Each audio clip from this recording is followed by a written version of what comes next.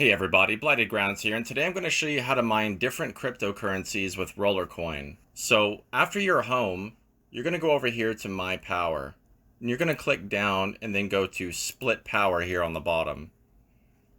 And so right now I'm mining a little bit of Rollercoin, I'm mining some Bitcoin, and I'm mining some Polygon all at the same time. But let's say I want to mine Seasonal Token. I would have to exit out of this and get out of all of these, put them to 0, and then now let's say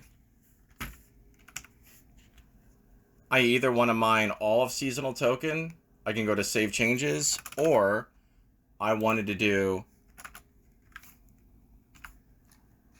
a little bit of Doge and a little bit of Binance. It's that simple. But if I wanted to mine 3 different cryptos at the same time, it gets a little tricky.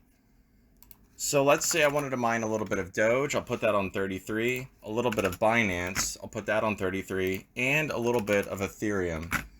That only takes me up to 99, and as you can see, it does not allow me to save those changes. That's because it has to be at exactly 100%. So if I change Ethereum to 34, that equals 100%, and it allows me to save these changes now. And if we go back here, it's going to show me all the things I'm mining. I didn't save those changes, so I'm still mining RLT, Bitcoin, and Matic right now.